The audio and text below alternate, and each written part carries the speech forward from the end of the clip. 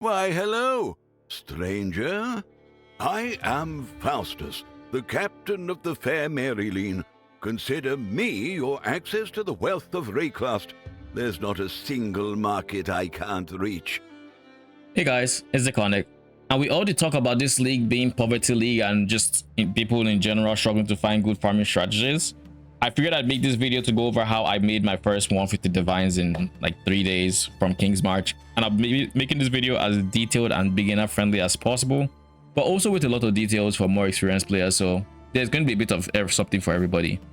I'll also leave timestamps for different sections so you can feel free to jump back and forth, but there's going to be a lot of details scattered around, so it's worth watching the whole thing. If you haven't already, do consider liking and subscribing as it helps the channel out a lot. To start things off, let's go over what even is the Settlers of Kalguur mechanic. Now, for players that missed the league or new players, Settlers of Kalguur, which we are going to also refer to as Kingsmarch here and there, is a town builder mechanic. It is where you hire workers to do various tasks like farming, mining, mapping. Then you ship the materials they get to distant shores for currency, equipment, and other rewards. Or in the case of mappers, just from general map loot, you get them.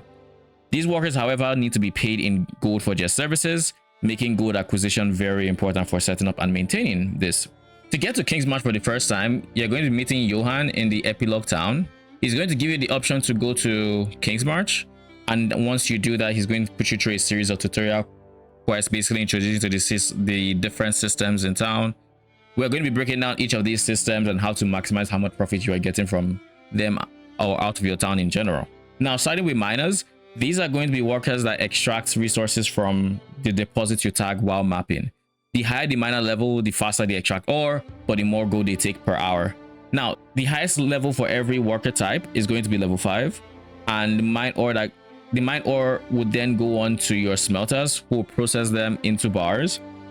Now, it is worth noting that bars are worth 4 times as much as ores for the purpose of shipping, so you never want to keep them as ores. You always want to get as bars. Bars are ultimately where you're going to make the most amount of currency from Kingsmarch. So it is very important to you, A, set up your smelters, and B, set up your miners so you actually get that process going. Then we have shippers. These are going to be the workers that you will send with your bars to trade with the ports for currency. The higher the level your shippers are, the less risk there's going to be on your shipments. Now, on the risk mechanic, risk is a mechanic in shipping which poses a chance for negative outcomes to befall your shipment.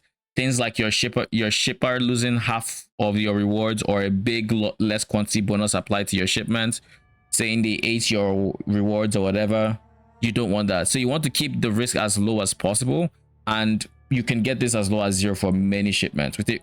And as a good rule of thumb, if you're new, if you have full level 5 shippers like I do, for most shipments, or like 99% of shipments, or you are going to have 0 risk, even for the maximum 50 million shipments. The exception to this is Kalguur, where if you send a 50 million shipment, even with a full set of level 5s, you will get a bit of risk. I forget if it's like 10%, but there is still a little bit of risk there, because risk takes into factor distance as well as level of crewmates. Ports have these things called quotas, which is what you see as the little box on the screen. You fulfill them by sending the resources the port is asking for, and by fulfilling them, the port will send you an extra reward, typically a unique item. And this is where you get some of these settlers exclusive unique items like Yinda's stand. This is not where you get all the unique items, but like some of them. But for the most part, in the current economy, you can just ignore this because none of the uniques are really worthwhile doing, and it's you lose nothing by ignoring this essentially. Now, aside these quotas, each port also has a base reward, which is determined by the type of port it is. These ports that have the green tribal flags, they are called Kalguur ports, whereas the blue ones are called Kalguurian ports.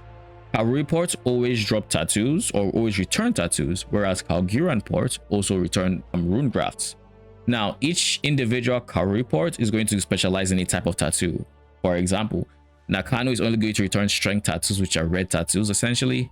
Theonui will return dexterity tattoos, which are green, and then Motiaro will return blue tattoos, which is intelligence. And then on the flip side, Kalguurian ports have like a wide assortment of different rune grafts they return. Each specializes in their own different rune grafts. But you can see these rune graft combination in the Kingsmarch page on the PoE wiki. and you can just scroll down to the Kingsmarch or to the rewards, and you can see stuff like if you're looking for a rune graft of the Sinistra, for example, you can see it's from Rivenfell. If you're looking for connections, it's from Pondium. Kalguur has River, etc. Now, there are some rune grafts that drop in all of them, like Angler, Gemcraft, Fortress. They drop in all 3 ports, so it doesn't matter where, you always have a chance at these 3 very rare rune grafts. But then anything past that is typically limited. Now, there are 3 items that you can send alongside your shipments. They are going to be bars, props, and dust. I've spoken extensively about how we get bars because they are going to be the resources that you will send to return currency. Now, as far as we know, these different ports have no weighting when it comes to currency. So sending it to Nakano and Rivenfell will get you the same amount of currency per value of the bars you send. Props, on the other hand, return equipment items, and the different ports will give you different kinds of equipment items. For example, if you're hoping that you get energy shield items, you're going to be sending props to Moti Arrow because they return intelligence items. If you want it to be gloves, then Orgod gives you gloves, so you're going to send Orgod to Moti Arrow to get intelligence gloves. For body armor, on the other hand, you're going to be sending wheat to Moti Arrow, which will give you intelligence body armor. And while the number of equipment items you get with smaller and bigger trades grows linearly, the number of sockets and links for those items grow exponentially up to a cap. Now, this is to say, if you send 5 million value and you get 5 items, if you send 25 million values, you're going to get 25 items. However, the 25 items from the 25 million examples should have more sockets and more links on average. So if you're fishing for 6-link gear, you generally want to send higher value shipments. As for how we're going to be getting crops, you get them by hiring farmers, selecting the crop you want them to grow over time, with each higher level farmer being able to produce more per hour for the same crop. On average, every crop choice gives the same amount of raw value per hour, even if they have varied amounts of that crops that they are producing, simply because each crop has a different value per unit, if that makes sense. So choose whichever reward you are interested in, and you shouldn't care about necessarily the number of crops produced per hour. Now, if you're going to be using crops to fish for tattoos or rune grafts, or speculative tattoos actually, if you're going to be using crops to fish, now if you're going to be using crops to fish for tattoos, it is very worth noting that according to the prohibited library Discord, the tattoo reward caps out at the 4 million shipments, and it is not worth going over for more value if you just want tattoos, because as far as they've been able to find, going over this 4 million cap does not actually return rarer tattoos. Now, for last but not the least, out of the 3 materials is Thaumaturgic Dust. Now, this is a special material which, when you add it to a shipment, is going to mirror the resources you are shipping in the ratio they appear. And as an example, say you send 10 million value of Verisium and 10 million value of Blue Santimum in the same shipment. If you add 1 million dust, it is going to act as if it was a 50-50 ratio of Blue Santimum and Verisium, which would mean 500k value in Blue Santimum, 500k value in Verisium. But there is one catch about Thaumaturgic Dust, and that is dust has vastly diminishing returns for any amount that goes over the value of the rest of the shipment. So if you have a 100k value in crops and you add 150k in dust, that means that last 50k is going to have very, very diminished returns. It's going to return barely anything. So as a rule of thumb, you never want your dust to go over the value of your shipment. Also, dust does not return port rewards, so you're not going to get rune grafts, you're not going to get tattoos from the dust value of that shipment. How we get dust is we have workers called Disenchanters. These Disenchanters, as you might imagine, disenchant equipment that you give them to give you dust. Now, for rare items, higher tier mods and rarer mods produce more dust than low tier mods on the item. So if you were doing for rares, you generally want the better the item, in quotes, the better the dust value, kind of. Now, for unique items, it's kind of similar but still very different. It is going to be determined by the tier of the unique, with rarer uniques being worth more than more common uniques, with most tier 0 uniques giving upwards of like 1.8 million dust per item disenchanted. You can find a list of good dust to ratio uniques on sites like PathofExile in the dust section, but keep in mind that for cheap uniques like, let's say, Archon tools that have really good dust to chaos ratio, you might have to buy a lot of them in order to get the amount of dust you will need for a 15 million shipment. So when you consider that, you're going to spend a lot of gold just getting the best bang for your buck. So it then becomes, is it worth the gold you're investing? And for me, I typically just stick to T0 uniques, because with like 12 T0 uniques, I'm typically good for a 50 mil shipment, which is way less gold than many of these other choices. I also spent time making a T0 unique trade search to make it very easy to find uniques that when you disenchant will get you 2 million dust and above after you quality up to 20%, which, by the way, quality affects the amount of dust you get. So you want to quality up your items that you want to disenchant if you can afford to. Now, this is what I personally use for 25 million shipments, and I just let it sit like this, which is so I get the best bang for my buck when it comes to T0 items. Now, I'm going to be linking this trade search in the description to make it easy for you to also get good deals on dusts. But if you really wanted better bang for your buck, then you can engage with stuff like Wealthy Exile to get maybe better priced dust per chaos. The last Kingsmarch system, which we have not yet talked about but has the potential to return a lot of value, is going to be mapping. Now, caveats: mappers are very gold hungry. These are workers you hire to run maps that you place in their respective map devices, and then they return the loot that they drop in those maps you give them. On the high end, they can even run T17 maps you give them and give you back T17 boss fragments if they are able to complete the map. They have a chance to complete any given map, with higher level mappers having a better chance for success in tougher maps. And they also have a chance to die while mapping, with higher level mappers having a lower chance to die in tougher content, etc. And if they were to die, you're going to have to replace them with new mappers. They also have the most gold cost per active hour of all the Kingsmarch activities. So I largely ignore them personally, but they are something you can be engaging with if you feel like you have way more gold and you know what to do with. Now that we have the very lengthy Kingsmarch introduction out of the way, let's get into how I am actually farming it and what my Atlas tree actually looks like. The core of my Atlas tree is the Settlers of Kalguur mechanic. We are going to be getting enough chance on this mechanic to guarantee a baseline 1 ore and sometimes 2 ores in our maps. We also have a 6% chance to convert any deposit that spawns in our map with a lost shipment, which is basically just a bunch of chests that simulates a shipment of a certain value to determine what the loot we get from the boxes are. So far, I have dropped about 8 or 9 raw divines from lost shipments alone, which in a league where ground loot is as rough as it is very, very nice. The smaller chests can also be broken by attacks and spells like any regular chest, but there will always be a single big chest which requires you to click to open. This chest is where you would get at least 1 rune graft or tattoo from, and it typically has the most loot out of all the boxes. We're also going to be making it more common to see bismuth and verisium in our maps, because bismuth, for one, is the fastest ore node to complete, and it literally takes you clicking deposits, making it very efficient. And then for verisium has a chance to spawn Starfall craters. The Starfall crater is basically a boss fight that has a chance to drop a very big ticket item, which at the time of recording goes for a guaranteed 45 divines unidentified, which is a very, very big boost in your currency. Now, this is a very low chance to happen. It's a low chance that you spawn the boss fight as well as drop this Fallen. So just keep in mind, it is a jackpot item, but it can happen, so it's worth noting. And then for fellow Wretched Defiler users like myself, be sure to not overcharge the verisium. Don't fill it up.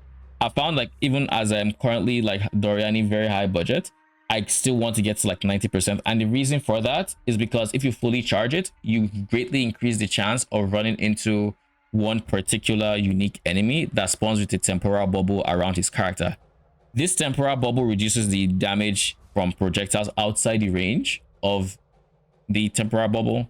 And the thing with Wretched Defilers is even if you convocate them into the range of the bubble, they're going to run outside. So it ends up being a very slow, very annoying fight.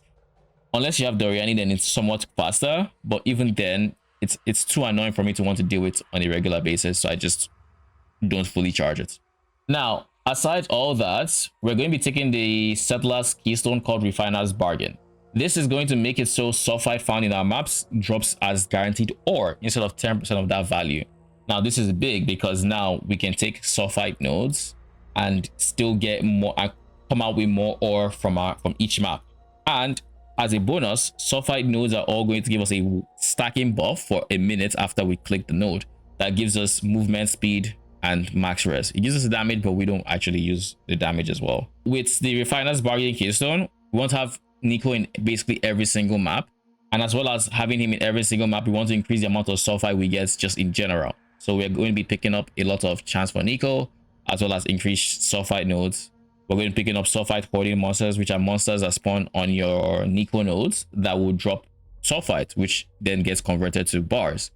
We're picking up chance to double sulfite from this wheel right here. We're going to be taking sulfite infusion, which is a notable that gives us additional sulfite when we complete a map. And to complete a map, you just need to kill the map boss. So because we're taking sulfite infusion as a notable, this leads us to our map of choice, or our maps of choice. We have opted to go in for either City Square or Mesa. And the reason for this is City Square has a very easily accessible boss that you can just rush from wherever you spawn. They're always in the same location. It's very easy to get used to fighting them. And once you kill them, you get you can get your 1000 sulfite, and then you still have good altars that you can choose. We are also going to be, and Mesa is pretty much the same thing. There's a boss in the center. He's very easy to get. He's a bit more out of the way than City Square boss, but it's also a very, very decent map to do if you do not like the City Square layout. I think my biggest problem with City Square as a layout in general is just those shields make it annoying for Wretched Defilers to shoot past it. So that's why I ended up testing out Mesa for a bit. Aside all of these, we're going to be pairing this settler mechanic with full altar juicing.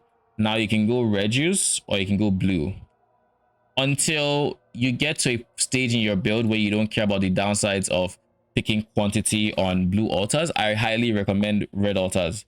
And the reason I recommend red altars is it makes for a more fun experience as you make up your initial bulk of currency. Red altars would generally have a lot of bubblegum currency dropping from Eldritch minions. You don't actually need to take player debuffs, which means you're not going to be dying too randomly. At least the Eldritch monsters will be a bit spicier, but you can. It's typically stuff that's easy to manage. Burning Ground can be entirely countered by one Pantheon minor node. Lose flash charges, I think, the most annoying of them. Other than that, everything else is fine. AoE damage is extra. If you're killing these before you can see them, it doesn't matter. But anyways, I would recommend red altars because not only that, it also gives you base loot in your maps, which means you are no longer just waiting for your shipment to gain big value from Kingsmarch. Now every single map you run is going to be giving you some very nice gains as you build up towards your 15 million shipment that you're going to be sending.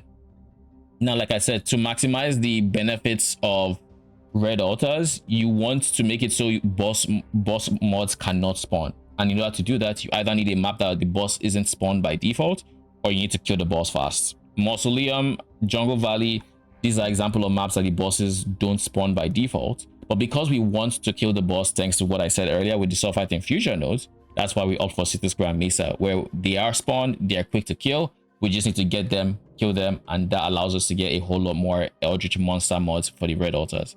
Or if you're going blue altars, then player mods to get quantity. Ore and sulfite also scale off of quantity, so it's worth running 8 modded maps with daily influence, because all of these are sources of quantity if you can handle it. Now, before your build gets to the point where you can actually handle that kind of content, you're going to be running. You're free to run non-alch. You can just do alch and go just run your maps, juice red altars, don't go more effects than you can handle, and you'll be fine. But once you get to the point where you can handle 8 mod maps, maybe that is when I would personally start using Scarabs. Now, the Scarabs we're going to be using, there are going to be 2 variations of these. Both variations only have 1 Scarab difference. So we're going to first talk about what they have in common, the first 4 Scarabs. Now we're going to be using Kalguur Scarabs, base Kalguur Scarabs. These Scarabs are going to add 2 ore deposits each, bringing us to a minimum of 5 deposits in each map, which gives us a lot of ore to potentially farm. Now we are also going to be picking up the Enriching Scarab. This is going to make it so every node you complete, buffs future deposits with a scaling multiplier on amount of ore that they drop, as well as the monster's base loot. Now, the monster's loot can largely be ignored. The main thing we want from this Scarab is going to be the multiplier to the ore amount of ore we are getting.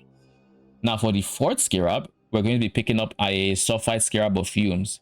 This is going to spawn monsters which drop Sulfite on kill, but it's also going to increase the amount of Sulfite and ore they drop as a result, because it has a quantity bonus on it. This is a very synergistic compass with the Sulfite Atlas node called Guarded Hordes, which also adds monsters that drop Sulfite to your Sulfite nodes. Now, for the flexible Scarab of choice, there are going to be two. For the cheap version, it's going to be Influencing Scarab of Hordes. This makes it so we see more Exarch or Ether monsters, so we see more altars. Now, if we see more Exarch monsters, it means you're going to get more altar choices and more bubblegum currency in general, making each map more profitable while also reducing the cost of compasses. Now, for the more expensive variants, we're going to be using the Kalguur Scarab of Refinement. This makes it so any ore you find in your maps is going to be instantly processed to bars without having to go through your miners or your smelters. You can choose to engage with this however best fits your playstyle and the amount of playtime that you actually have, but my recommendation is to use the cheaper Scarab until you have enough resources to keep your miners and smelters busy until your next play session at the minimum. Then you're going to be switching to the more expensive Scarab so that you can then start farming bars and bring your next 50 million shipment closer. For me, I end up farming with the cheaper variant until I have about 1 day of smelting and mining to go, and then I switch over. Doing it this way allows me to not wait too long to get my shipments, my 50 million shipments, but it also saves me a lot of currency per shipment by not spamming the more expensive Scarab, which at the time of recording is about 53 chaos per refinement, which is just insane, by the way. And while I am replacing the refinement Scarab with the cheaper Scarab, I am actively making more currency while mapping from bubblegum currency, which makes it a very win-win situation. One way you can go ahead and look at this is that you are literally converting your gold to currency by spending more gold and less divines farming the same amount of shipments, and this allows you to make progress while doing IRL stuff. Like for me, I have to work in person some days, which means in that time I am literally still earning divines by having my miners and smelters working. But it also means once I hit that 1 day mark, I start farming bars instead, which means I will get my 50 million shipment like a day or two before, if I just fully relied on the miners and smelters for everything. Now, as for shipping strategies, what I like to do is I like to save up for 50 million shipments, which is the maximum amount of value you can have in a shipment. And this is going to comprise of 25 million in bars and 25 million in dust. It is important that you do not send only one crop or one bar type in your shipments, but you have at least two that have a good ratio with each other, or you're going to miss out on a lot of potential currency or rune grafts or tattoos, as the case may be. The way we have our Atlas set up, you're going to naturally get a good split of these different bars. You shouldn't have to do anything out of the way, but if you're going to be sending, say, crops for fishing for tattoos as an example, you're going to want to have multiple crops being farmed at the same time, so you get a good ratio between all of them. Now, as another note, you do not want to mix crop and bar shipments. So if you're going to send a shipment, you want it to have one or the other, but not both, especially if you're going to be using dust. But I would recommend saving all your dust for bar shipments, because that's where you would get currency back. I do not recommend even thinking about using dust on crops. Now, for when deciding what port you're going to be sending your shipment to, you should consider the time of the league it currently is. For the first week or so, rune grafts are very high value and they are almost always worth prioritizing over tattoos. But as time goes on, because each rune graft is only usable once per character, it doesn't actually keep that value. Whereas tattoos, on the first week, people aren't really engaging with them because they have way more pressing upgrades to get to. But once they start getting to the min-max portions of their build, they're going to start buying more and more tattoos like movement speed tattoos and chance to block. And because each character can have as many tattoos as they want, the prices start to rise for them, and it becomes a whole lot more worth it to send shipments to Kalguur ports for big tattoos instead of rune grafts. Now, the next step is going to be determining what rune grafts or tattoos you want to prioritize, which is typically based on the meta, but you can easily find out by checking PoE Ninja. You can check the rune graft section and the tattoo section and cross-referencing it with PoE Wiki's Kingsmarch page, By doing that, you're going to see which port returns the most expensive of them. And as of the time of recording, I sent my last 50 million bar shipment to Pondium because it drops the 5 most expensive rune grafts. And for context, it dropped 10 rune grafts of treacheries, which adds on day 3, which I sold for each of them for 5 divines. That alone gave me 50 divines in profit without accounting for other things I got in that same shipment, like mirror shards and whatnot. Now, on the note of what loot is going to look like from shipments, this is what my Wealthy Exile returns look like from my day 3 shipments. Now, this is worth noting that Wealthy Exile proactively increases or changes the prices of these. So these are currently, this says 52 divines because it's based on the current market. But as the time of sending it, I made about 90 divines from this shipment because, like I said, each treachery was worth 5 divines each. The warp was worth like 7-8 divines. Mirror shard was still like 20. But of course, like I said, over time these are going to drop in price, so it becomes way less worth to send to Kalguur ports. And this was what my next shipment looked like, because I've shipped twice now. For my second shipment, I got a good amount of treacheries, I got a good amount of warps, I got a good amount of mirror shards. Don't expect a mirror shard every shipment. It's not guaranteed. It's RNG. The goal, you hope, is you get at least 1 mirror shard, and it's a good chance you get a mirror shard if you have at least 25 million value in bars, but it is not guaranteed. But you can also get like 4 in a shipment, so don't rely on it, but it's very nice profit on the side. Now, for a bit of math, if you have all level 5 smelters, they process about 5.4 million values in bars every day. So it takes a bit under 5 days for you to get a fully 50 mil shipment if you relied on just the cheap Scarabs for the shipment. But for each refinement Scarab you're going to use in that time, you're going to cut down that 4.5 days by the amount of Scarabs you use. I think that about covers everything I wanted to talk about when it comes to Kingsmarch. It's been a very, very long guide, but my goal with the guide was to give you all the information you needed if you wanted to engage with the mechanic, so you made maximum profits and you didn't have to sweat as much when it comes to if you should do something or if you shouldn't. You should have the information now. But if you do have any questions or there was something I didn't talk about, feel free to leave them in the comment section below or ask me while I'm live on stream. More than happy to answer anywhere. If you enjoy this type of content, don't forget to like and subscribe. It helps the channel out a lot. And with all that said, thank you for watching.